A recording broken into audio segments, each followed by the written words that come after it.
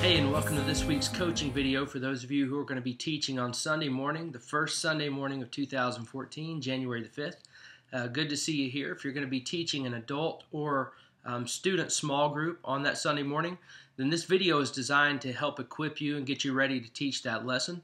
I'm going to be here with you for 15 to 20 minutes. I'm going to talk you through the teaching transcript that you've received. So why don't you get that in front of you? I'm going to talk you through it page by page. Just make sure you understand what all is communicated here, and hopefully make it a little easier for you to teach your lesson, all right? So grab that and let's look at it together. Page 1 is just the overview. That's not a page you teach. That's the page that just tells you what this lesson's about. And you'll notice that this lesson you're going to be teaching is about baptism. You know, there are a couple of things that we refer to as ordinances at the church, things that Jesus passed down toward the end of his ministry that the church would continue to do through all generations. And those two ordinances are the Lord's Supper and baptism. And on Sunday, January 5th, we're really going to focus on both of those. In the worship service, we'll be observing the Lord's Supper together, and I'll be teaching about the historical meaning of the Lord's Supper, because a lot of ways the intended meaning of the Lord's Supper has been lost in the American church, and so we'll be teaching about that and recapturing that.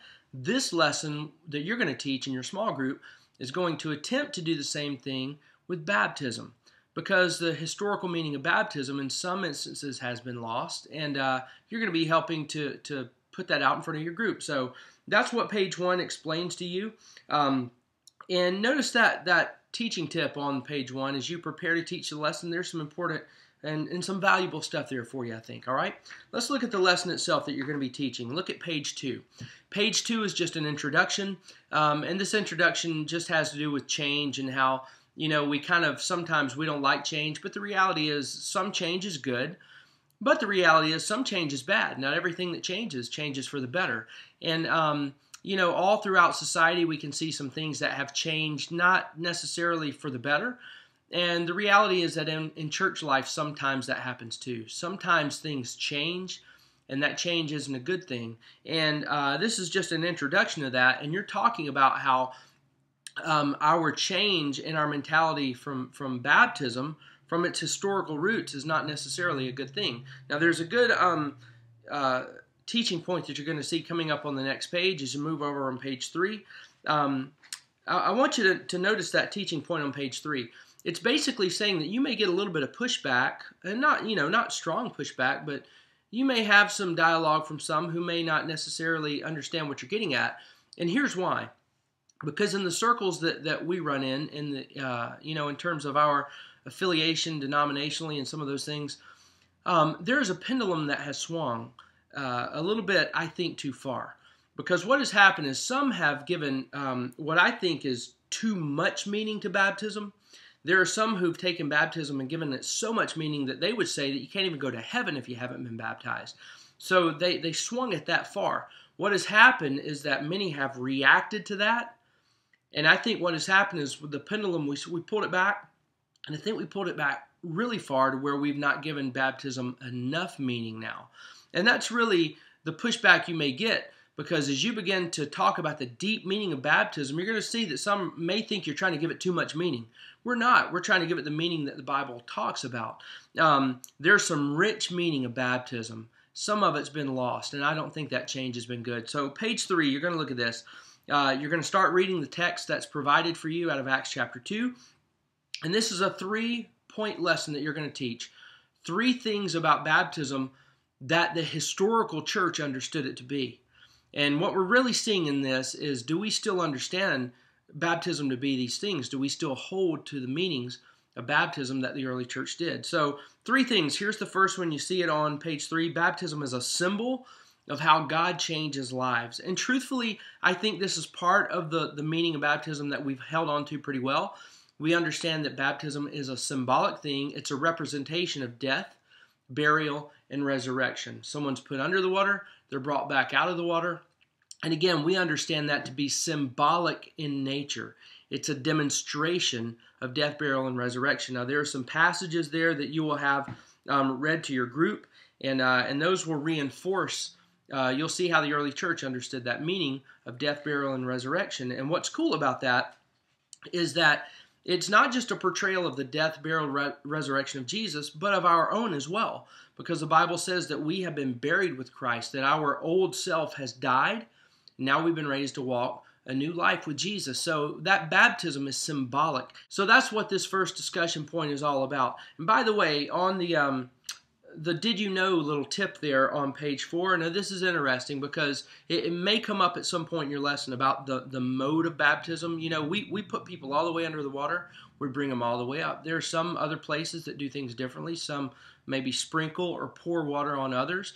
And here's the interesting thing about that. If you've ever wondered why we do it the way we do it, interestingly enough, every single person in the Bible who was baptized was put all the way under, brought all the way up. Now, you can kind of understand that when you think about the symbolism of it, that it's about death, burial, and resurrection. That mode best portrays that. But the reality is every single person in the Bible was put underwater and brought all the way back up. And here's how we know that. The word baptize actually wasn't even an English word. It's a word that, it's a Greek word. And what happened is when the people were translating the Bible into English, instead of translating that word baptize, they just transliterated it, which means they made it sound like the same Greek word. The Greek word baptize means to submerge, to put all the way under.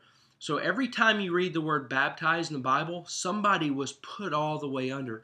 There are different Greek words for splash or to sprinkle or spray. Those are specific Greek words. The Greek word baptize literally means to bury or to submerge, to plunge all the way under. So that's why we do that the way that we do it. We're just trying to keep in the tradition of the Bible. And when you think about the symbolic nature of baptism, that it is a demonstration of death, burial, and resurrection, well, it only stands to reason that if you're going to put that image in front of people, you're going to get all the way buried and all the way raised back to life, right? And by the way, there's a great question that's asked there at the end of this first point. You see it right there in the middle of page 4. It says, if baptism portrays such a clear picture of the gospel story, how should this affect the time and place in which we are baptized? And really what you're fishing for there, what that question is fishing for, is if baptism is a public statement, a reenactment of the gospel, death, burial, resurrection of both Jesus and now of me, if it's a public testimony or a gospel proclamation, then it only stands to reason that we might want to do this as a public thing. And in fact, I think it's a good thing for those who haven't embraced the gospel to see it and to witness it, because this is a gospel proclamation. So that's what that question is kind of fishing for there, okay? So that's point number 1 of your lesson about baptism and its historic meaning. It is a symbol of how God saves people and how God changes people. Here's the second meaning of baptism that we see going all the way back to the early Christians, page 4. Baptism is an association with the family of God. And this is a great meaning of baptism, one that I think we've totally lost in the modern day church. There's an illustration there that the writer of this lesson provides. I didn't write this lesson. It's a great lesson. I wish I did write it, but I didn't. The writer of this lesson, Justin, who many of you know, he gives an illustration here about how his mom used to dress him and his brother in the same exact clothes. And there's a great teaching tip about that, because obviously that's not your story. It's not your illustration. So he's telling it first person, you'll tell it third person. You'll say, hey, I read a story about a guy I know, or a guy that lives around here who said this one time. So that's that illustration, but the illustration is great. He hated being dressed like his brother for the yearbook pictures, not because he didn't like the clothes his mom picked out. He just didn't necessarily want everybody to know he was his brother's brother. It was an association thing. And here's the thing about baptism. It is an association of who we belong to, and therefore who we identify with. There are some great Bible passages you're going to read there on the bottom of page 4. And then look at this great question at the bottom of page 4. As you go about your day-to-day business, in what ways do you identify yourself as one of those who belongs with Jesus? What are some of the things that we're putting out there that we say, hey, I belong to Jesus? You know, is it maybe a Christian shirt, a bumper sticker? Is it the words you use? Or maybe you carry a Bible with you into class or to work? What are the things that you kind of use that identify you publicly as a follower of Jesus, And maybe it's just the words you say. Maybe just tell people straight up when you walk in, hey, everybody, it's me. I'm Christian Joe here, whatever. What are some of those things? Now move over to page 5. There's a fantastic analogy that's provided on page 5 that connects with our culture, that talks about how we identify ourselves not just with maybe something like a team. You wear your team's favorite shirt.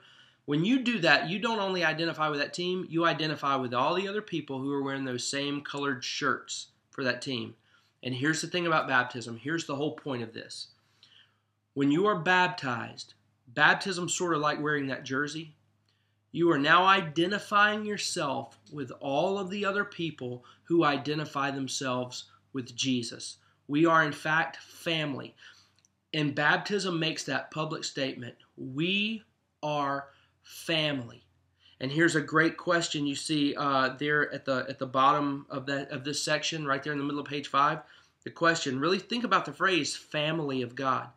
If we've been baptized in the same family, then what are some outcomes or experiences that should come with that? In other words, what does being family imply, and what does it mean as it relates to how we care for one another, how we hold one another accountable, how we stick with one another through hard times? Think about all the things that come with family. Well, here's how this all connects to our baptism lesson. Baptism is me putting on that family jersey, so to speak, and saying, I belong with all of these other people who were wearing the same jersey. The early church understood that meaning of baptism. It's one I think that we've lost. And then finally, the third one. Here's the third point of this lesson. Baptism is an invitation to suffer for God. And this is a big one. I think we definitely have lost this meaning. Baptism's an invitation to suffer for God. You have a Bible passage that you're going to read or have read to the group there out of Philippians 1. That's not a baptism verse, so to speak, or a baptism passage, but it is a passage where it talks about us publicly declaring the worthiness of the calling that's put on our lives. And obviously, baptism is an initial statement of us making that declaration.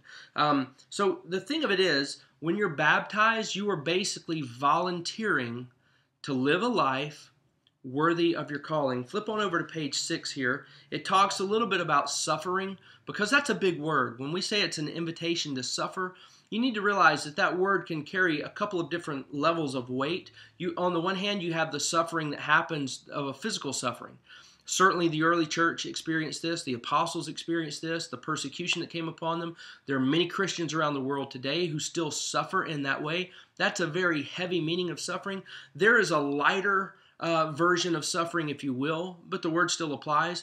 That kind of suffering where we suffer loss. Now, that may not be some sort of physical pain that comes upon us, some sort of beating or persecution that comes upon us, but it is a willingness not to experience everything that I could experience. It is a willingness to lay aside some things that I could enjoy, to suffer loss.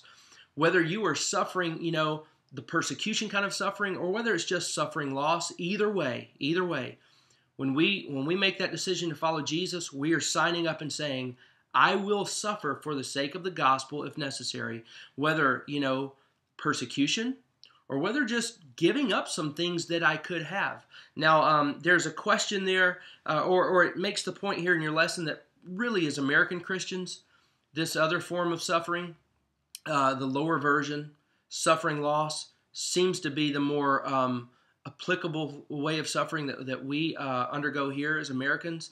Hopefully we would be willing to undergo the other kind of suffering if it ever came to it.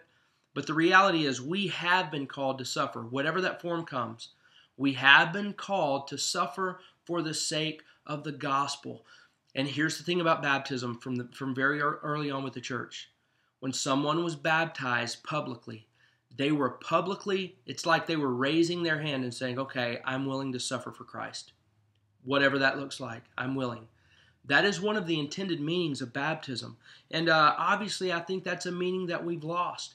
When someone's baptized in our church, it ought to be that we see them, and we see them baptized, and we say, okay, that person there is now willing to go the distance. They're willing to pay the price, to suffer. They've accepted that invitation. So, that's the three meanings of baptism that you see early on among the early believers. A symbol of how God changes people, an association with anybody who is associated with Jesus. And then also a public invitation or an accepted invitation to suffer as it comes to us. Those are the meanings of baptism, and you're going to be putting that before your group. And as you can see, I really do think that this shows us that the meaning of baptism, we've kind of reduced it down to just saying, oh yeah, it's the first step of obedience in following Christ. It's, we're going to live for Jesus, and this is the first step in doing that. Well, there are really some deeper, richer meanings that I think make baptism much more meaningful. And you're just teaching those. All right. You've got an application moment with your group. It's on page 7 of your transcript. And this is the application moment that we do oftentimes, where you kind of take your group and put them into group of clusters of maybe 3 or 4 people. You put a handout in front of them and let them work through that handout. The handout that you'll put in front of them, you'll see it's on page 9 of your teaching transcript. And this is a pretty cool handout. As you put them through clusters, pretty much they're going to work through 3 questions using all of these Bible verses that we give them. So this one may take a little longer than usual. You may want to allot a few more minutes, but they're going to work through these questions. Why should a person get baptized? Why should a person get baptized by being put under water? And when should a person get baptized? Those are some questions that they'll answer as they work through that handout. And then you'll notice that there's a great question that they can work through together at the end of that, which is, do you have a baptism story worth sharing? And if so, why don't you share that? So people are going to be talking about baptism, why it matters. You're going to be really talking about why it matters. Then in the smaller clusters, they'll be talking about how it looks, when you should do that, why we should do it the way that we do it. They're going to be working through some great things together. You've got some great teaching tips all throughout your lesson. Be sure to pay attention to those. Now, after you've talked through the lesson, after they've broken through into their clusters and you've gone through that application moment, then you'll just conclude the lesson. It's a really succinct conclusion. It's on page 8 of your teaching transcript if you want to look at that. But it pretty much just wraps up the lesson. And look, it's one paragraph. It says, when you consider the rich meaning that God has attached to this lasting ordinance of baptism, you do come to realize its importance. And hopefully you've shared in that experience of baptism. And if not, maybe it's time to do so. And by the way, notice there on page 8, if this lesson pushes people to a point of saying, you know what, I really want to be baptized. I never have been baptized, or at least not for the right reasons or the right way. You may have some people who'll say, I'm ready to be baptized, and they may approach you and talk to you about it. You'll notice there on page 8 that it tells you where you can direct them, because the good news is we have a baptism service coming up not too long after this lesson is taught. And so there's an easy channel there for people to follow through. And, if baptism's something that's on their heart now, they're going to be able to follow through that really quickly. And on your teaching transcript, it gives you the answers to the questions that they may have as it relates to that, okay? So this is a great lesson. It's going to be a great day. We're going to be talking about the ordinance of the Lord's Supper in our worship service. You'll be talking about the ordinance of baptism in your small group. It's just kind of an ordinance Sunday. But hopefully by the end of it, we'll recapture some of the meaning that's been lost along the way as the meanings have kind of changed throughout the ages, not so much for the best. Maybe we can recapture those as a congregation and experience the great meaning of these ordinances in the days to come. All right? Hey, God bless you as you teach this lesson. I hope you have a great Sunday.